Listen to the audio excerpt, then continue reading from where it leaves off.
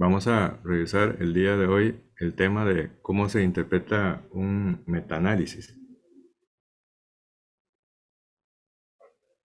Este es el contenido que vamos a desarrollar. Primero vamos a ver algunos conceptos generales, posteriormente vamos a concentrarnos en la interpretación de un metaanálisis y al final veremos cuáles son los mensajes para llevar a casa. Vamos a empezar primero hablando de algunos conceptos generales sobre lo que sería un metaanálisis. Ante que nada, esta no se trata de una revisión por parte de un epidemiólogo ni de un estadístico, es más que todo de una persona que ha estado leyendo sobre literatura biomédica como cualquiera de los que están conectados y que nos vemos en la disyuntiva muchas veces de si lo que estamos leyendo debe ser o no trasladado directamente a nuestra práctica clínica o más bien hacer una parada y quizás tomar otro tipo de decisiones debido a la incertidumbre. Para ello vamos a ilustrar con un caso clínico. Se trata de una paciente femenina de 26 años. Ella estaba en labor de parto y se decide colocarle una analgesia para el parto. Y esta analgesia se hizo a través de un catéter epidural. Sin embargo, desdichadamente, durante la colocación del catéter epidural, hubo una perforación con una aguja de Toby, con una salida masiva de líquido cefalorraquídeo. Y entonces, acá tenemos que hacer una predicción. ¿Qué le va a pasar a esta paciente si nosotros no intervenimos? Probablemente la mayoría pensaríamos de que va a desarrollar una cefalea muy intensa de tipo postural. Y es que esa cefalea, ya lo hemos visto en muchas ocasiones, tiene una serie de características que la hace de tipo postural. Esto es consecuencia de una pérdida de líquido cefalorraquídeo y la disminución de la presión intracraneal. Recordemos que la cefalea se puede producir tanto en hipertensión intracraneal como en estado de hipotensión intracraneal. En el caso específico de una perforación dural accidental con una aguja de Toby, esta cefalea es de tipo postural por una hipotensión intracraneal.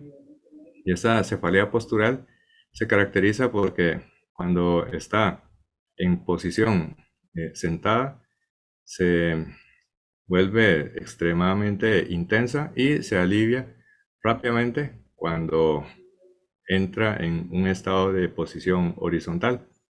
Y estas cefaleas son bastante molestas. Muchas veces son cefaleas que tiene una intensidad 10 de 10 y se acompaña de muchas manifestaciones de tipo neurovegetativa como náusea, incluso a veces vómito, con también tinnitus, con sonofotofobia, etc. Se trata de un cuadro bastante molesto para los pacientes. En este caso, como se trata de una parturienta de 26 años, tenemos que tomar una decisión y es analizar primero cuál sería el tratamiento más eficaz para prevenir una cefalea postpunción dural. Y cuando tratamos de contestar esta pregunta retórica, empezamos a leer la literatura, recopilamos un montón de información y después de procesar mediante la lectura, nos damos cuenta de que no hay una postura definitiva. En algunos artículos habla de una estrategia, en otros artículos habla de otra estrategia. Por cada recomendación hay otra contra recomendación en otro artículo. Entonces, en vista de esa disyuntiva, tenemos que tomar una decisión que al final de cuentas es lo que tenemos que hacer con un paciente. Y esto consiste en probablemente colocar o no colocar un parche hemático. Pero esto de colocación de parche hemático en alguna literatura sí lo recomienda, pero en otra no la recomienda. De hecho, si uno hace una especie como de encuesta entre diferentes anestesiólogos dentro de un servicio, probablemente vamos a encontrar disparidad. Otros lo ponen en forma profiláctica, otros del todo no lo pone y algunos probablemente esperará la aparición de cefalea para decidir colocar o no un parche hemático. Pero entonces, con tanta incertidumbre, tenemos que contestar esta pregunta retórica. ¿Qué estrategias podrías emprender para extraer una conclusión sólida sobre la eficacia del tratamiento? Y la respuesta es revisar lo que está publicado mediante metaanálisis. Pero, ¿qué es metaanálisis? Es una palabra que nosotros lo leemos con bastante frecuencia, pero a veces hay pequeñas imprecisiones en cuanto al significado de esta palabra, metaanálisis. Bueno, la definición de metaanálisis es una revisión sistemática que combina los resultados de estudios independientes y los analiza utilizando un método cuantitativo. En otras palabras, se trata de una herramienta de síntesis de la información publicada. Este metaanálisis debe resumir entonces toda la información disponible de una manera que debe ser no sesgada y además debe seguir algunos métodos que son rigurosos de inclusión y exclusión para la ponderación final y debe ser un proceso sistemático, explícito y transparente. Ahí no debe intervenir el prejuicio del que está haciendo la revisión sistemática con metaanálisis, sino que debe hacerse mediante un proceso algorítmico rigurosamente científico para que el resultado final sea lo más exacto posible. Acá tenemos que hacer una diferencia entre qué es una revisión sistemática y qué es una revisión narrativa. Una revisión narrativa, generalmente la pregunta de interés es no estructurada y no específica. En cambio, en una revisión sistemática se trata de contestar una pregunta debidamente estructurada y con un objetivo bien delimitado. Y en una revisión narrativa, la búsqueda de la información generalmente es no sistemática y no detallada. En cambio, en una revisión sistemática hay una búsqueda de información científica en forma estructurada y explícita. Y en el caso de selección de los artículos, generalmente en la revisión narrativa no está detallada y no es reproducible. En cambio, en una revisión sistemática sigue con algunos lineamientos que son bastante rigurosos. Y en el caso de la calidad de la información, en una revisión narrativa no hay una evaluación de su calidad. En cambio, en una revisión sistemática es una evaluación estructurada y explícita. Y en cuanto a síntesis, generalmente es un resumen cualitativo en una revisión narrativa, mientras que una revisión sistemática es un resumen cualitativo, pero sobre todo acompañado de un resumen cuantitativo. Y en cuanto a las inferencias, en la revisión narrativa generalmente está basada en evidencia, pero en una revisión sistemática normalmente tiene que ser basada en la evidencia. Y de todas estas diferencias entre una revisión narrativa y una revisión sistemática, la diferencia más contundente es que en la revisión sistemática, cuando hay análisis cuantitativo, decimos de que es un análisis de tipo metaanalítico. En resumen, una revisión de tipo narrativa nunca va a llevar un metaanálisis, mientras que en una revisión sistemática puede llevar o no un metaanálisis.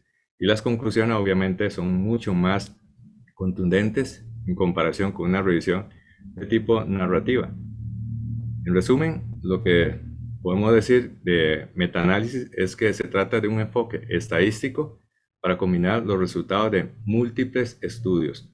Pero estos múltiples estudios no se analizan en forma como si fuesen los ingredientes de una ensalada, sino que debe hacerse combinando una serie de requisitos científicamente rigurosos, muy estrictos, para que los estudios sean contemplados dentro del proceso estadístico del metaanálisis. Existe una serie de objetivos que se hace en un metaanálisis. Por ejemplo, sintetiza e integra los resultados de varios estudios individuales y de esta manera al combinar los sujetos incluidos, aumenta la muestra total y de esta forma aumenta también la potencia de la inferencia.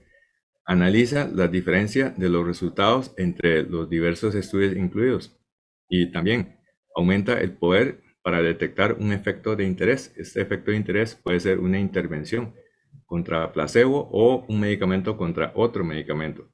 También mejora la precisión para la estimación de los efectos y evalúa los efectos en subgrupos de pacientes. También determina si requiere o no nuevos estudios para un tema en concreto cuando mediante un estudio de metaanálisis no se logró contestar de forma contundente la pregunta de interés. Y finalmente, otro objetivo es generar nuevas hipótesis para en el futuro realizar más estudios.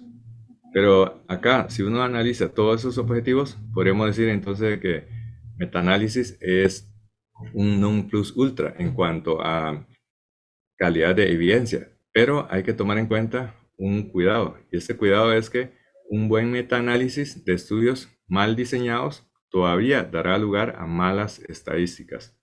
Por ende, se debe de analizar con profundidad la metodología de cada uno de los estudios para ser finalmente tomado en cuenta o no para el procesamiento metaanalítico.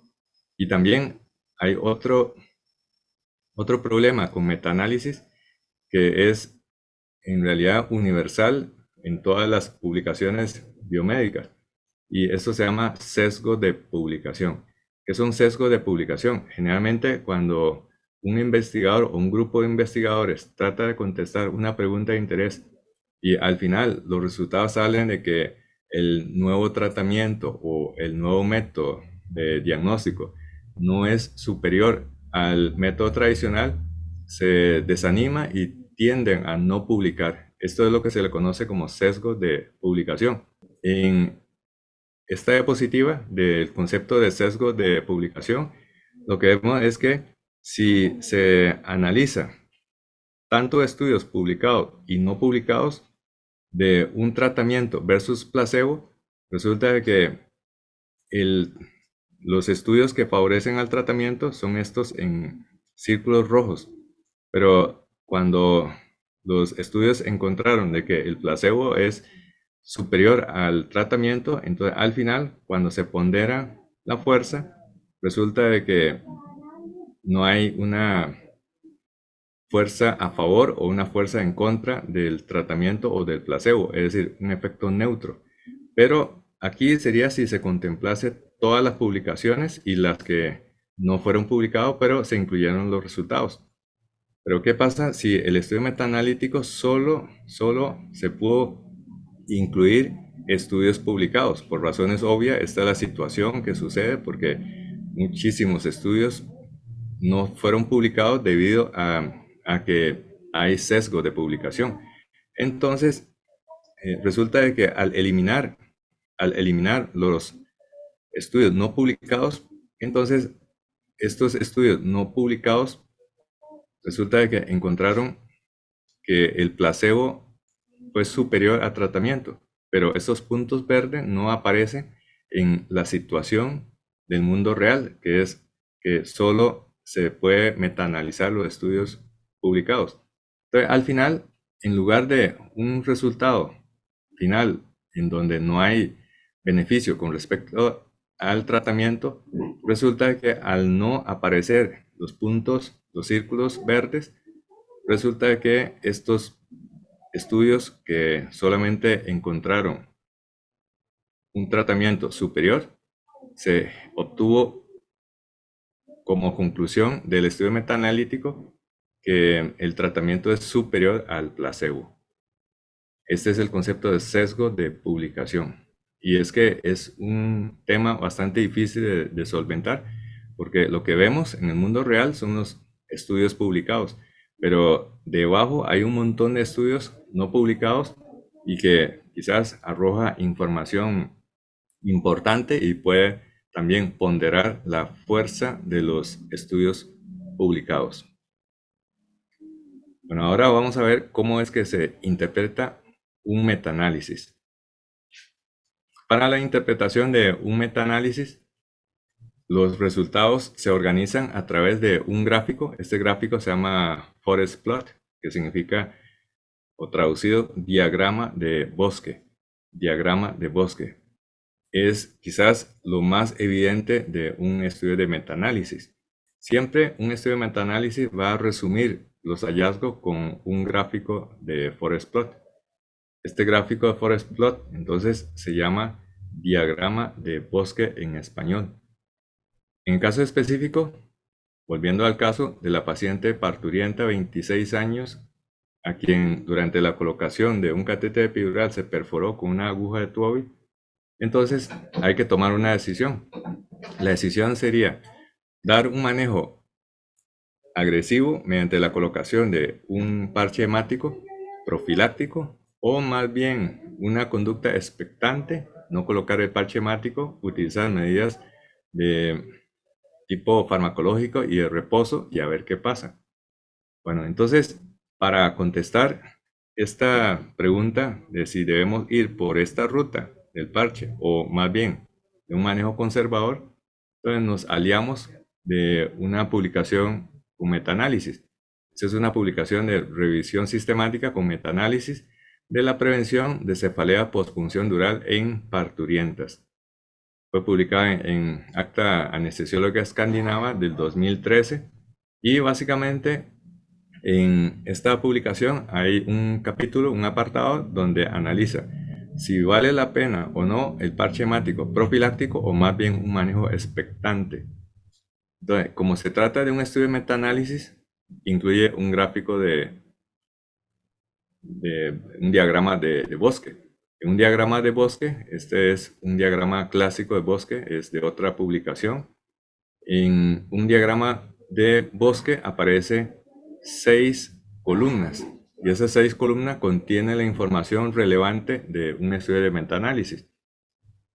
Vamos a ver ahora cada uno de estas columnas, pero básicamente de izquierda a derecha tenemos todos los estudios incluidos, también los resultados en el grupo de intervención, los resultados en el grupo de control, el peso que representa cada uno de los estudios con respecto al total de la cantidad de la muestra, la diferencia media en cada uno de estos estudios encontrados, el año en que se realizó la publicación, y esto que es un resumen gráfico de las diferencias de cada uno de los estudios. Y al final hay un gran resumen, un gran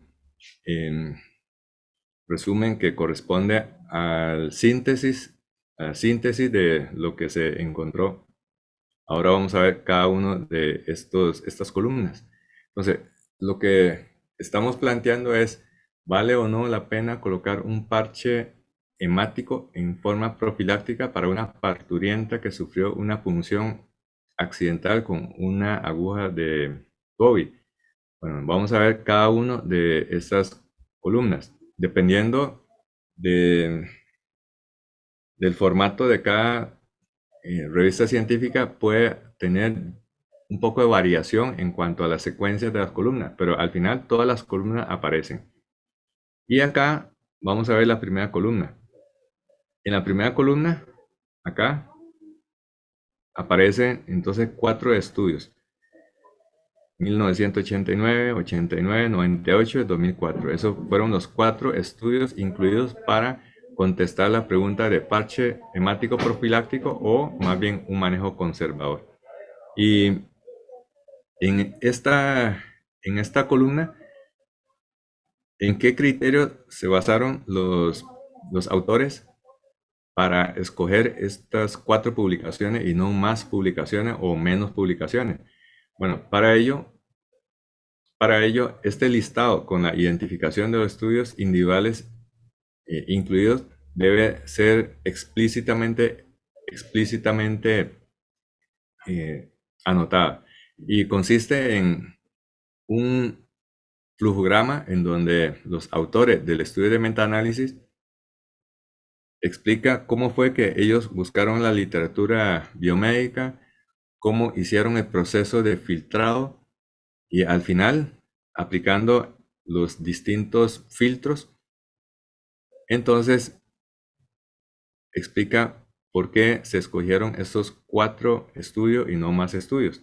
Entonces, al final, los autores, para contestar la pregunta del parche profiláctico, encontraron 4 publicaciones que cumplen con los requisitos para ser procesado mediante metaanálisis. Entonces, acá tenemos la primera columna que representa los estudios incluidos dentro del metaanálisis. En la segunda columna, sería el grupo de intervención. Y el grupo de intervención está acá. Acá, este grupo se le coloca parche hemático. Aquí están todos los incluidos. Acá se encuentra de que uno de cada 10 que se le coloca el parche hemático desarrolló la cefalea. Acá 4 de cada 19, 4 de 24, 18 de 32 y 27 de 85. Esta columna representa a los del grupo de intervención. La tercera columna representa a los de grupo de control. ¿Y cuál es el grupo de control? Aquellas pacientes que no se les han colocado parche hemático. Y acá, en este grupo, cuando no se coloca parche hemático, la cefalea se presentó 7 de 11, 16 de 20, 24 de 25, 18 de 32 y 65 de 88 parturientas. O sea, en esta columna corresponde a las pacientes de los grupos control, aquellas que no fueron manejadas con un parche hemático. La cuarta columna representa el tamaño relativo de la muestra. Observe que aquí dice peso, y esto es porque la cantidad de pacientes aportados en este estudio con respecto a total representa 23%, 25, 26, 25%. Entonces, estos porcentajes sumados debe dar un 100%, un 100%. Entonces, en esta cuarta columna representa el tamaño relativo de la muestra aportado por cada uno de los estudios. Y la quinta columna que está acá, dice diferencia de riesgo con 95% de intervalo de confianza.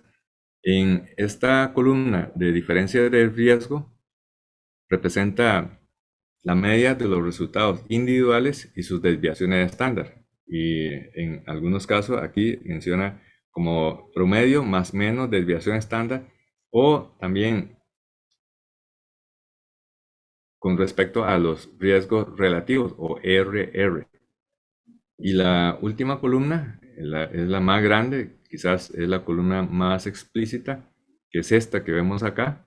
Esta es la sexta columna. En esta sexta columna es una representación visual de los resultados de los estudios. Entonces, este es como el gran resumen de lo que se encontró en cada uno de los estudios procesados mediante el metaanálisis. ¿Y cómo se interpreta esta parte del diagrama de bosque? Bueno, para entender esto, vemos de que hay unos cuadritos acá con unas rayas horizontales y después un rombo o un diamante. ¿Cómo se interpreta esta parte? Bueno, vamos a explicar de la siguiente manera. En esta parte visual del diagrama de bosque aparece dos lados separados por una línea vertical. En esta línea vertical se llama la línea de no efecto. Es la línea neutral. Entonces, si se desplaza hacia la izquierda o hacia la derecha, estará a favor de la intervención o más bien a favor del control, que en este caso sería no hacer nada, o un placebo, o también otro tipo de manejo. Entonces, esta parte significa de que si hay un diamante que está completamente pegado a la línea de cero o incluso toca la línea de cero, significa que no hay diferencia entre el grupo de intervención y el grupo control. O sea, da lo mismo el grupo control o la intervención que se está tratando de implementar. Entonces, en un estudio de metaanálisis, cuando son de variable dicotómica o binaria, en lugar de un 0, acá lo que se anota es un 1, porque es un riesgo relativo o el odds ratio. Pero acá lo que debemos de entender es que esta línea vertical representa la línea de no efecto. Si los resultados están en este lado o en este lado, dependiendo de lo que se haya colocado abajo, estaría a favor de este control o a favor de esta intervención. También importante es que aquí cada uno de los estudios tiene un, un cuadrado aquí en el centro con una línea horizontal. Esto representa cada uno de los estudios evaluados. Aquí, por ejemplo, hubo 1, 2, 3, 4, 5, 6 estudios evaluados. Y en este caso, cuando tenemos estos rectángulos, entre más grande significa que es mayor el tamaño muestral. Entonces, acá, por ejemplo, este estudio incluyó un tamaño muestral mucho más grande en comparación con este otro. Y esto representa cada uno de los estudios evaluados. El tamaño, entonces, está directamente relacionado con el peso de los estudios en el metaanálisis. Y este peso significa cuánta cantidad de muestra aportó a la suma total de muestras. Bueno, también de este gráfico vemos una línea horizontal. Esta línea horizontal representa el intervalo de confianza. Eso significa de que cuando esta línea horizontal es muy amplia, significa de que hay mucho más variabilidad. Y cuando este intervalo de confianza cruza la línea cero, significa de que los hallazgos son estadísticamente no significativos en cuanto a la diferencia, que no hay diferencia entre el grupo control o el grupo de intervención. Por ejemplo, acá, este cruza el cero, cruza el cero, cruza el cero, cruza el cero. Entonces, en estos estudios no hay diferencia entre el control y la intervención. En cambio, en este último estudio sí hay diferencia a favor de la intervención. Entonces, esta línea, cuanto más larga sea, mayor será el intervalo, o sea que los resultados del estudio serán menos precisos. Entonces, acá hay que tener una claridad en cuanto al concepto de precisión y en cuanto al concepto de exactitud. No son sinónimos. Para ejemplificar la diferencia entre precisión y exactitud, podemos usar el ejemplo de los arqueros para entender qué es precisión y qué es exactitud. Entonces, si nosotros le analizamos a los arqueros, a 4 arqueros, con 10 tiros de flecha, siendo el punto central, el rojo, el objetivo a acertar, en este arquero vemos de que no acertó ninguno en el centro y más bien los puntos, las flechas fueron bastante dispersas. Entonces aquí se habla de que no hay exactitud y no hay precisión. El segundo arquero no acertó ninguno en el centro, o sea, no hubo exactitud. Pero cuando falla bastante cerca una flecha de la otra. Entonces eso significa que este arquero tiene precisión, más no tiene exactitud. Acá, este cuarto arquero acertó en algunos puntos en el círculo rojo, pero también hubo bastantes flechas que erraron y están como aleatoriamente localizados. Entonces, este arquero tiene exactitud, pero no tiene precisión. Y el cuarto arquero, sus 10 tiros pegaron en el punto rojo y por ende es un arquero con exactitud y con precisión. Eso significa que a veces nosotros podemos tener precisión, pero no necesariamente exactitud. Lo que buscamos, obviamente, sería la combinación de exactitud con la precisión. Entonces, volviendo a este concepto de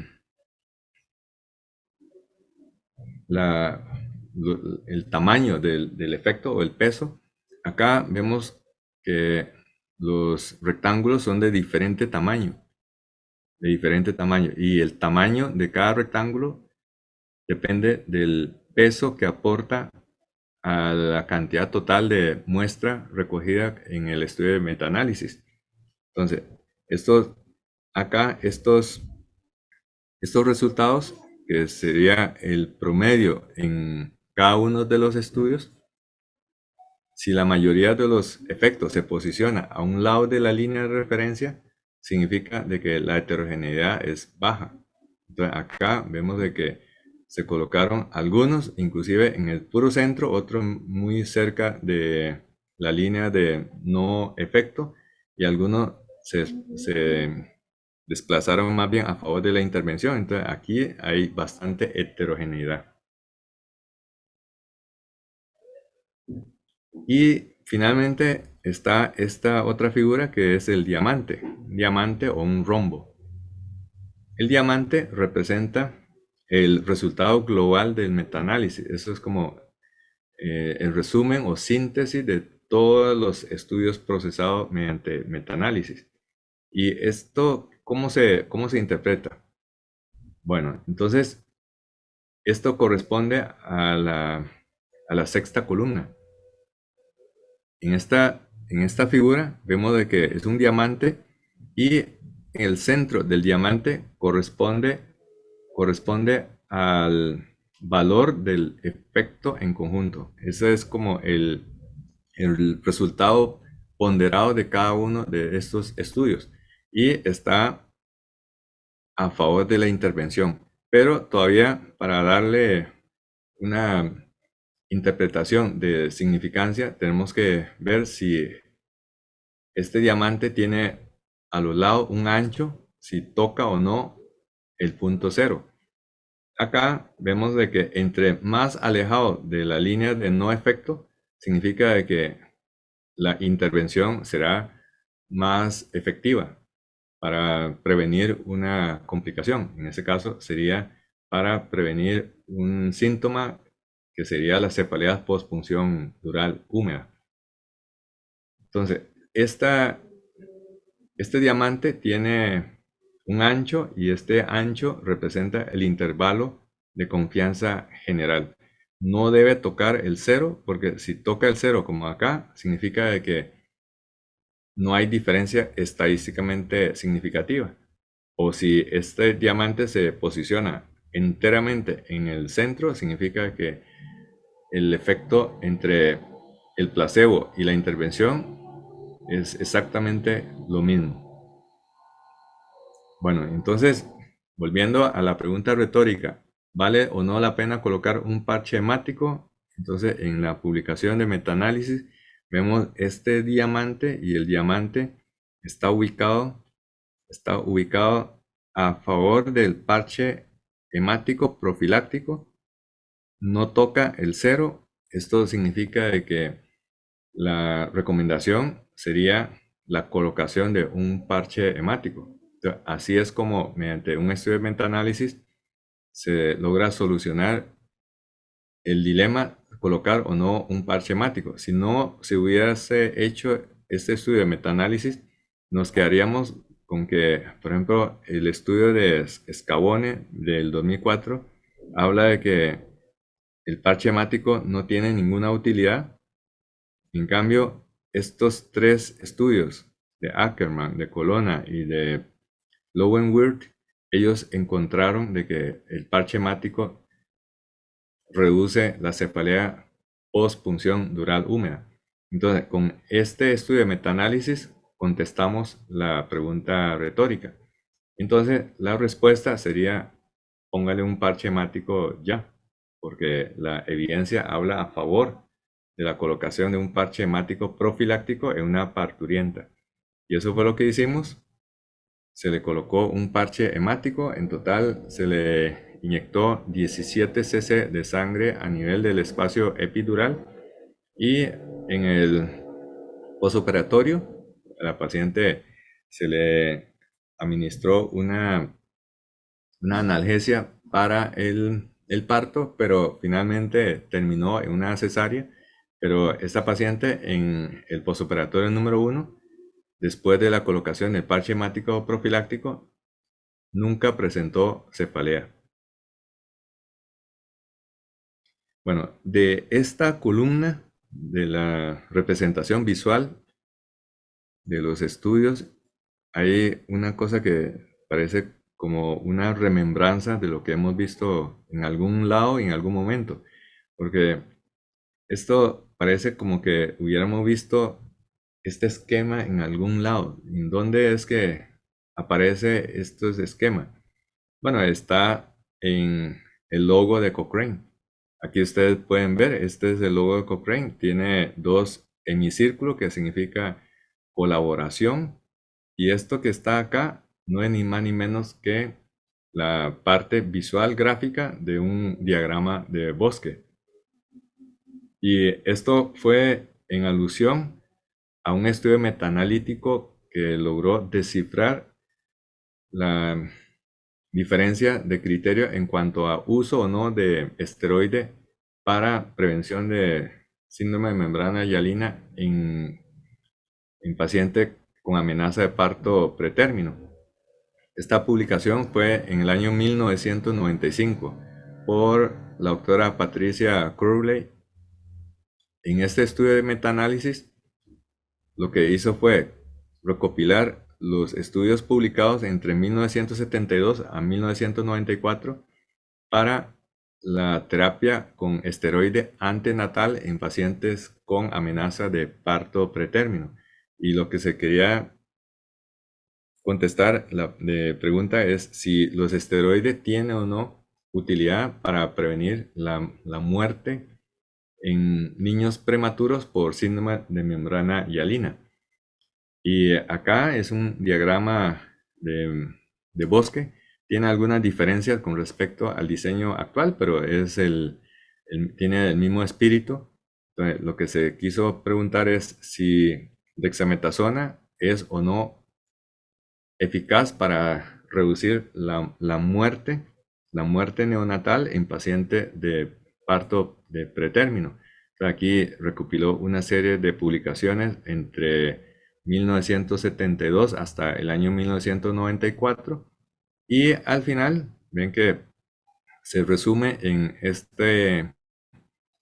aquí no es exactamente un diamante, sino una raya, y como está a favor del tratamiento y no toca la línea de neutralidad, entonces la conclusión de la doctora Patricia Crowley, es que los esteroides, en ese caso la dexametasona, previene la muerte en niños de parto prematuro.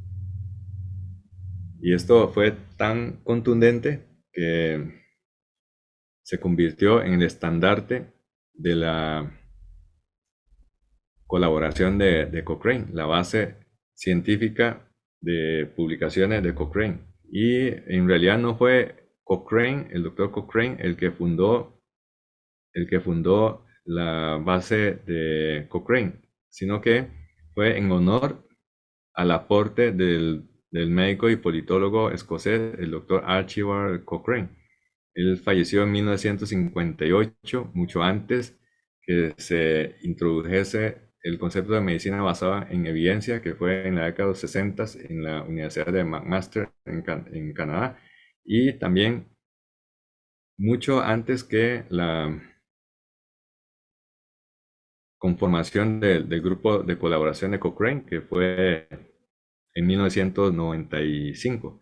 Y el aporte del doctor Cochrane fue que había escrito este tratado de eficacia y eficiencia, un tratado sobre temas de salud pública y básicamente el subtítulo de Reflexión al azar sobre los servicios sanitarios. Y esta literatura fue tan importante que el concepto fue tomado en cuenta para fundar el grupo colaborativo y se bautizó en honor al doctor Cochrane. Pero también los estudios de metaanálisis no están blindados de resultados falseados por publicaciones fraudulentas. Por ejemplo, esto de las publicaciones redundantes. ¿Qué son publicaciones redundantes? Estas publicaciones redundantes causan tremendo daño cuando los estudios de metaanálisis son conducidos por investigadores poco cuidadosos.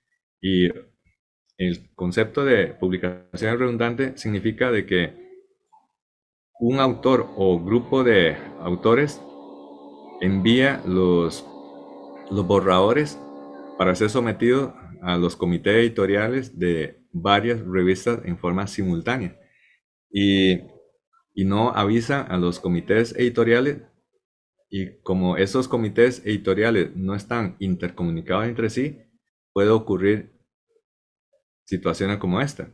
Este editorial fue escrito por el doctor Laurent Brocard. Él era el editor en jefe de la revista Intensive Care Medicine.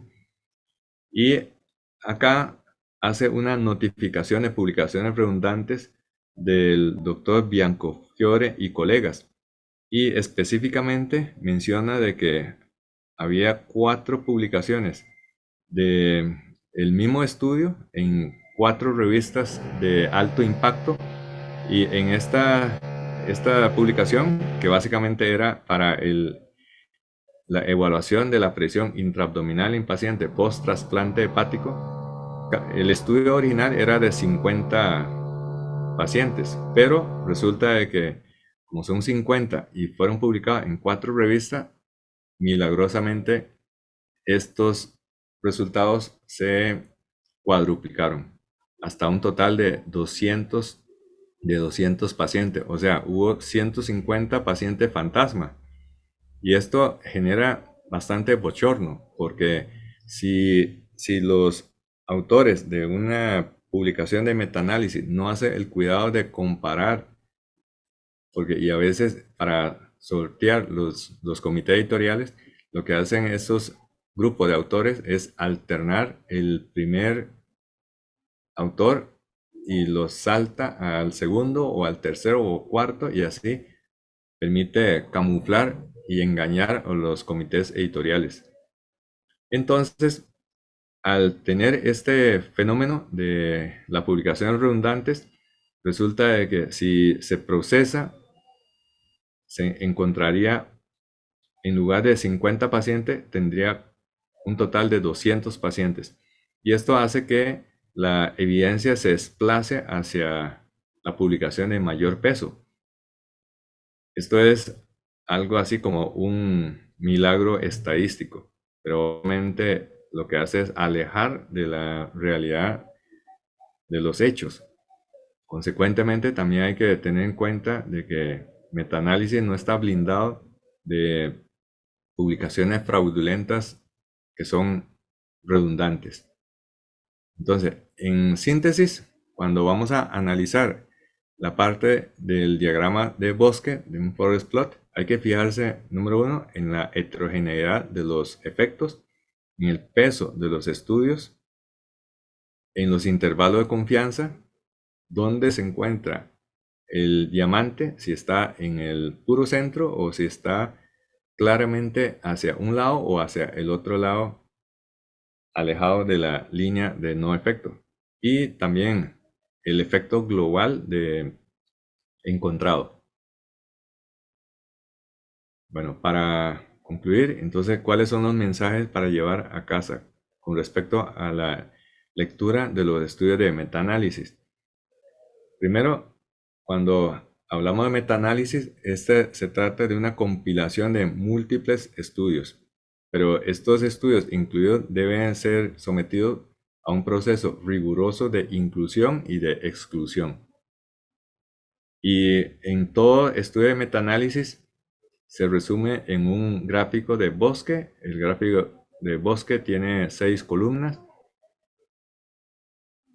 La primera columna sería cuáles fueron los estudios incluidos, cuáles fueron los resultados en grupo de intervención, cuáles fueron los resultados en el grupo de control, cuál fue el peso relativo de cada uno de los estudios. Esto tiene que ver con el tamaño muestral. Luego, las diferencias encontradas en cada uno de los estudios con sus respectivos intervalos de confianza y el resumen visual, que básicamente lo más importante es el diamante. Este diamante tiene un ancho y tiene una posición en el centro. Esta posición corresponde al promedio de cada uno de estos estudios individuales y el ancho representa el intervalo de confianza. Entonces, cuando el rombo o el diamante toca la línea cero, significa que no hay diferencia entre el control y entre el grupo de tratamiento. Esas son las 6 columnas del diagrama de bosque.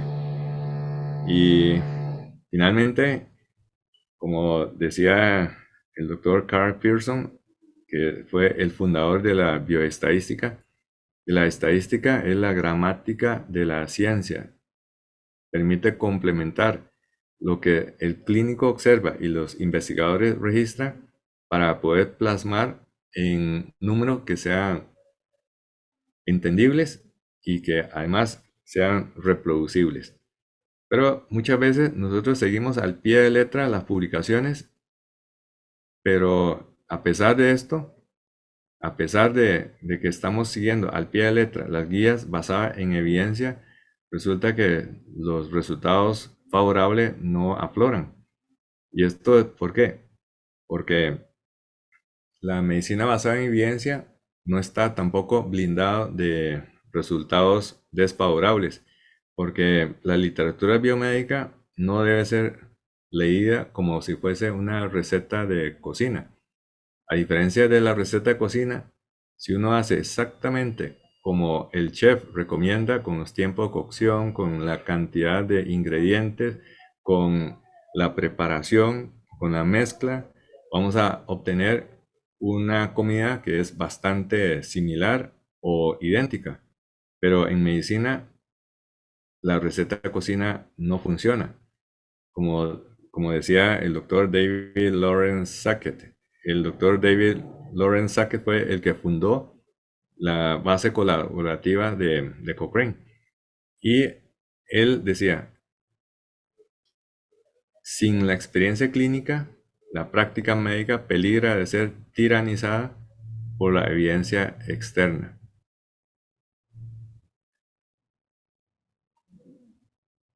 Eso significa de que las estadísticas no son un sustituto del juicio clínico. Y por el otro lado, no está tampoco exento de la manipulación. Por ejemplo, a la hora de tomar la decisión de comprar un teléfono nuevo, si un iPhone, un Huawei o un Samsung, cuando se hace un análisis de todos los pros y los contras, por ejemplo, cuando se compara Huawei contra iPhone, el diamante está hacia el lado de Huawei. Pero si nosotros, a pesar de la evidencia, nosotros no tomamos en cuenta la evidencia, resulta de que podríamos terminar comprando un iPhone. Bueno, y al final, antes de tomar la decisión de comprar un Huawei, ¿qué tal comparar con un Samsung? Entonces, acá resulta de que el diamante entre un Huawei y un Samsung está aquí en el puro centro. No hay diferencia que sea relevante. Pero al final el, el juicio clínico domina. ¿Por qué? Porque la industria de marketing te dice, mejor no compre un Huawei, mejor no compre un Samsung, mejor compre un iPhone. Y esta es la razón por la que, siguiendo receta de cocina, en el mundo real no funciona así.